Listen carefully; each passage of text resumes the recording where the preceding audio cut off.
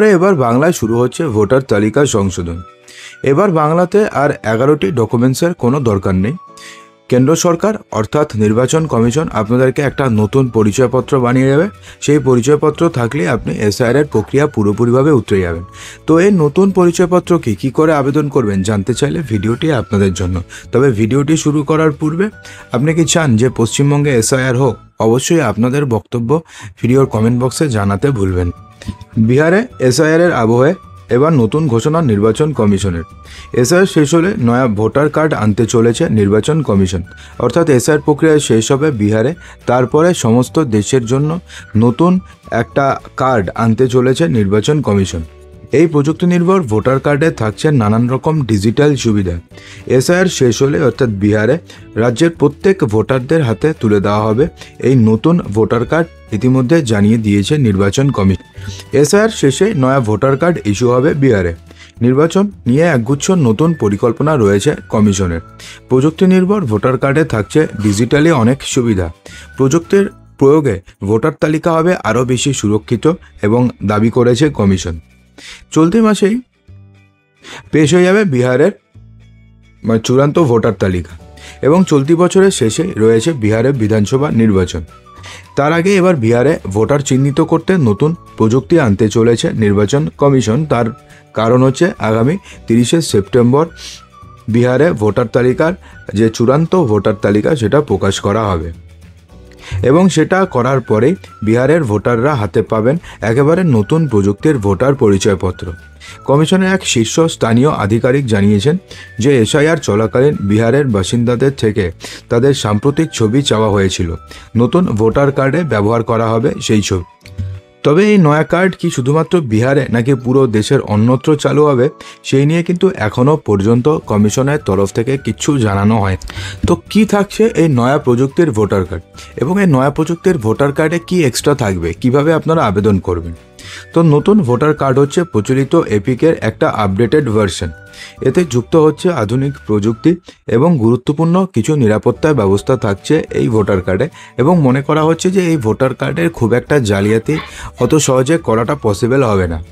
ভোটাররা যারা এসআইআর প্রক্রিয়া তাদের ছবি আপলোড করেছেন নতুন কার্ডে, তাদের সেই ছবিও দেখা যাবে।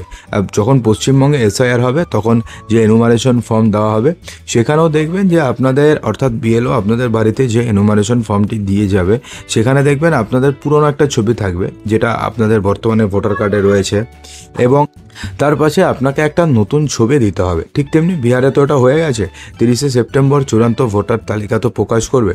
তো সেই কারণে যে নতুন ছবি দেওয়া হয়েছে নতুন কার্ডে সেই ছবি দেখা যাবে। কার্ডে থাকছে কিউআর কোড, ফলে জালিয়াতি বা নকল কার্ড তৈরি করা কার্যত এখন অসম্ভব হয়ে যাবে। মিলবে দু রকমের কার্ড, ফিজিক্যাল এবং ডিজিটাল কার্ড। অর্থাৎ ফিজিক্যাল কার্ডও পাবেন, হাতেও পাবেন এবং ডিজিটালিও সেটিকে ব্যবহার করতে পারবেন। নির্বাচন কমিশনের বক্তব্য যে প্রযুক্তির এই প্রয়োগে বিহারের ভোটার তালিকা আরও বেশি সুরক্ষিত হবে এবং আরও বেশি স্বচ্ছ হবে। পাশাপাশি আসন্ন নির্বাচনী প্রক্রিয়া হবে আরও আধুনিক। ভোট কেন্দ্রে ভিড় কমাতেও চিন্তাভাবনা করছে কমিশন। প্রতিটি বুথে সর্বাধিক ভোটার সংখ্যা 1200 থেকে 1500-এর মধ্যে রাখা হয়েছে। পাশাপাশি মোট বুথের সংখ্যাও বাড়ানো হবে বলে জানিয়েছে কমিশন এবং এই একই প্রক্রিয়া কিন্তু পশ্চিমবঙ্গের জন্য রাখা হয়েছে। পশ্চিমবঙ্গে প্রতি যে বুথে ভোটার 1200-এর বেশি হবে না, এমনটা কিন্তু নির্বাচন কমিশন কিন্তু রিসেন্টলি ক্লিয়ারলি বলে দিয়েছে এবং এবার প্রচুর যে নতুন বুথ সংখ্যাও বাড়ানো হবে, অর্থাৎ প্রচুর নতুন বুথও তৈরি করা হবে এমনটাও কিন্তু জানানো হয়েছে। আগামী 22শে নভেম্বর বিহারের বর্তমান বিধানসভার মেয়াদ শেষ হচ্ছে, তাই আইন অনুযায়ী তার আগে নতুন বিধানসভা গঠন করতে হবে। সূত্রের খবর অক্টোবরের শেষ থেকে নভেম্বরের মাঝামাঝি বিহারে বিধানসভা নির্বাচন হওয়ার প্রচণ্ড সম্ভাবনা রয়েছে এবং বিহারে বিধানসভা নির্বাচনের আগে এবং 30শে সেপ্টেম্বরের পরে যখন টোটাল এই আপডেটেড লিস্টটি দেওয়া হবে, সেই লিস্ট দেওয়ার পরে সবাইকে অর্থাৎ যাদের নাম এই লিস্টে থাকবে প্রত্যেককে নতুন যে ভোটার কার্ডটি রয়েছে সেই ভোটার কার্ডটি দিয়ে দেওয়া হবে এবং নতুন ভোটার কার্ডটি যখন তারা পেয়ে যাবে তারপরে তারা এই পরিচয়পত্র দেখিয়ে তারা ভোট দিতে পারবে এবং পরবর্তীকালে যদি আরও এসআইআর হয় কখনো কিংবা যদি সিএ এনআরসি হয় তো সেই সময় এই ভোটার কার্ড দেখিয়ে তারা নাগরিকত্ব দাবি করতে পারবে ইজিলি। তো এখন ব্যাপারটি হচ্ছে পশ্চিমবঙ্গে কী হবে। যদিও নির্বাচন কমিশন এখনও ক্লিয়ারলি বলেনি যে বিহারের পাশাপাশি পশ্চিমবঙ্গের ভোটারদেরও এই নতুন ভোটার কার্ড দেওয়া হবে, কিন্তু সেক্ষেত্রে কিন্তু একটা আশা রয়েছে হয়তো পশ্চিমবঙ্গের ক্ষেত্রেও এটি দেওয়া হবে।